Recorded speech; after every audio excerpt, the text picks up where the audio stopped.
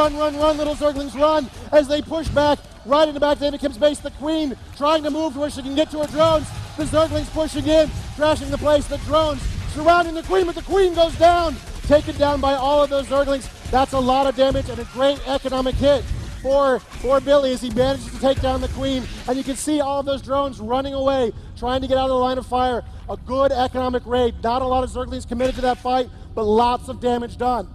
Yeah, Billy getting up there and making that split-second decision in the center of the map was a really great idea. Now we can see that Yeon-Ho has been working on getting a Marauder out in play. That's going to work great with slowing down those Zealots while the Zerglings get in for a great surround. So here comes Billy. Oh, that was a pretty good flank by David Kim, but David Kim forced to retreat. There are far too many forces there for him to handle, and Billy, with his Zergling speed, is going to be able to surround those Zealots. Surrounding those Zealots. The Marines and Marauders moving in behind to cut them down. He got a little excited. He got a little far ahead of his teammate. It looks like the Terrans are moving in to try to do some damage, but he does manage to wear down those damaged Zerglings. And now it looks like they're in trouble again as this early Tier 1 battle continues in the middle of the board. The Marauders unable to get away as they're just cut down by all of those Zealots. Far too many units over on the StarCraft 2 development team side. We could see David Kim was able to regroup very quickly, even though that he did lose a few units out there. Matt Gocher, of course, continuing to pump Zealots. Let's see what he's been up to in his base. He hasn't gone for Warp Gates quite yet. He's gone triple Gateway and pumping massive amounts of Zealots. He is researching Warp Gate, though. Right, which is a critical research for the Protoss. In addition to using Warp Gates defensively to warping units around your base to protect against surprise attacks, or using them offensively to sort of sneak a power source into an enemy base, you can also use Warp Gates just to speed up your production. Warping units is faster than building them, so it's really a key technology for the Protoss. It's not a Protoss we're seeing a lot of players bypass at this point in the game, and here comes the single Zergling, just causing some shenanigans, looking to sneak inside. He didn't get to scout too much there. He wanted to see what was going on inside David Kim's base, but he did see the kinds of forces he was facing, and it looks like Cinematics liked what they saw, and they're starting to move across the map for another push. Interesting choice. I guess that Cinematics actually didn't get to see the entirety of the StarCraft 2 development team's forces, and oh my gosh, there it goes. We can see that Hellions trying to get in there and deal as much damage as possible, but there are too many Zealots on the field. All of the Zerglings for both teams go down as the Zealots go in for a surround. The Marauders able to slow down the Zealots, maybe able to finish them off. It depends what happens. David Kim bringing in some additional Zerglings to come in with some backdoor action. Wow, look at all of that micro by those players. Did you see the tiny amounts of movements as the Marines would back up a little bit? The Marauders would focus on just the right Zealots to try to slow them down. Lots of little micro available in StarCraft 2 to really, especially with Marauders, to try to slow down an enemy force. Lots of little micro decisions there to determine the outcome of that battle. And there is the Terran threat. They need to get on the board. Some siege tanks could really break open in this game at this point as Team 1 backs up against that threat. If the Zerglings and Zealots can make it up in there, though, there's not much that the siege tank is really going to be able to do about it. But I think that's why Matt Gocher is working on a little something else. What's that? More Colossus. More Colossus from Matt Gocher. As the game goes long, Matt is leaning on a unit that he knows works for him and that knows will be effective. And you can see all these players have been dancing again and again and again with the Tier 1, hoping to get a break. None of the players have managed to really push through. There have been some effective raids, but no decisive blows have been struck.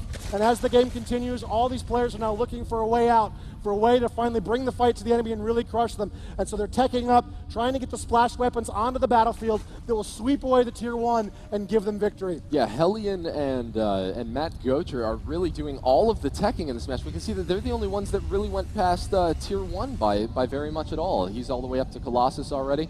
And on the other side, Hellion's the only person with anything above, Marines. Well, early on in the match, when we looked at this menu, we saw that the income of both Zerg players was very, very poor. They had not a lot of workers on the battlefield. It's very challenging in this kind of rush game to keep up with your production as the Zerg, but the Zerg are so good at adapting. They have evolved, and they've managed to come back.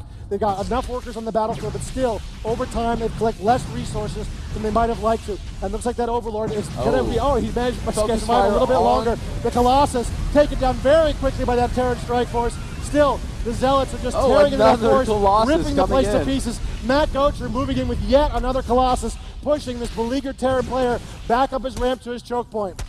So this is where the StarCraft 2 development team is going to continue pushing right through Hellion's base. He doesn't have too much to defend him, but using those supply depots to raise and lower them just in time. The Zealots are now stuck outside. forced to only attack the supply depot while the units wail on them. But the Colossus, of course, reigning supreme, was able to get vision up the ramp and take down all of the Terran defenses. Yeah, the Colossus, of course, able to use his height to walk up cliffs. It's a real advantage for him. It sort of keeps him very, very effective, even in the late game. That is a very damaged Protoss force moving in there, but still, it looks like it's going to be enough, and the Colossus has plenty of shields. And hey, look at that. Matt Gocher brought a friend for his Colossus as these SCVs try to repair that siege tank. Too little, too late. The Colossus are just doing tons and tons of damage. There's not a lot this Terran player can do to stay in this game. You can see on the mini-map more orange and yellow streaming into this beleaguered Terran base, just ripping him to pieces. And here comes David Kim switching to the other side, trying to make sure that Billy stays distracted, moving in to take down his economy to make sure that Cinematics will not have a chance at coming back from this. Of course, Billy does have some Mutalisks out on the field, but that's really not helping Yeon-Ho at this point. No, it's not enough at this point to really save him. Though it's very couple powerful. Vikings. Oh, hey, some Vikings. It's exactly what he needs to sort of stay in this game. But still, the Stalkers are a great combo with the Colossus. It's keeping them out of position. He can't really get a good angle in on that Colossus to take it out. The Stalkers are really playing keep away. And it looks like, hey, he did manage to get in and pop the Colossus. What a great move. Here come the Mutas trying to sort of help out, but the Stalkers are a great counter from the ground, and they're going to chase off those Mutas. And of course, another Colossus storming in to continue this relentless assault. So Billy's really trying to do everything that he can. He does have a Corruptor out on the field. Corruptor can attack Colossus, and if they do get that last hit, we will see them do a lot of damage to the other units. Here we can see a Corrupted Mass dealing damage to all of the units around it, but it looks like Matt's going to be able to fend off anything that Billy says. Yeah, they're in a lot of trouble. I'm not sure what they can do at this point to survive. They really need to get something on the battlefield that can defend themselves. The Zerg player seems to be in reasonably good position. If he can only get enough forces into play, it looks like the Zerg player is trying to take advantage of this. Billy is moving around the top of the map, trying to get some more damage. He's got some Mutas and a Corruptor. It's just not a lot at this point to really threaten the yellow Zerg player, but he wants to get some more damage, and it looks like he's got some more forces moving up. I'm not sure that'll be enough against the Colossus. If he can get the surround on the Colossus, he might be able to do some damage. The Colossus area effect, not so great on the Zerglings in the surround, and you can see he's taking some damage on the Zerglings, but the Colossus does go down, torn down by the superior Zerg numbers. So at this point, really, David Kim's team really doesn't have too much to push for. He did just finish up his Hydra speed over on production. We can see that they're able to continue building, but at this point they have beaten and battered Cinematics to such a point that it's going to be extremely difficult for them to come back. Yeah, it's a tough position to be in, but they are aggressive players, and they are going to hang in this game and see what they can still do. Looks like that damaged Overlord out there is going to finally take the beating it's so richly deserved, hanging out in front.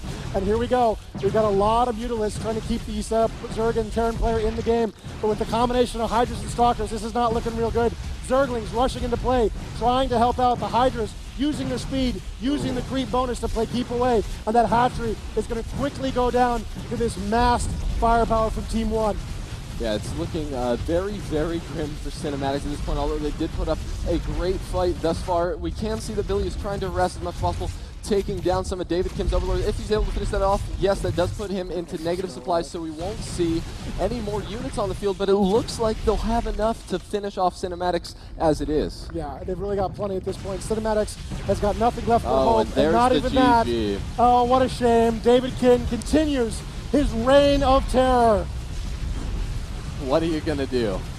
What are you going to do about it? Nerf David Kim, that's all that we can do. We'll be thinking about it in upcoming patches. Thank you, Dustin, for joining us. Thank you to all of you that stayed tuned in and came over here to the RTS stage to watch the world first StarCraft 2 2v2.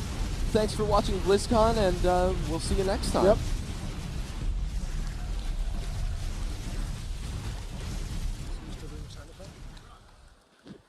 Are we doing that? Okay, hey guys, just kidding. We're going to be doing a 1v1 next. All right, well, hey, if you want to see it, I want to see it, so we'll make it happen. I think we actually have some players in mind, but thank you all for volunteering to join up to play. We have a couple of players who are some pros, I believe, who are going to come up here and play for us, if I've got that right. Oh, I guess we're on. So we're going to be having this 1v1 match coming up very soon. We're going to have to go to a break briefly to get everyone set up, but be sure to stay strapped to your seats. We'll see you soon.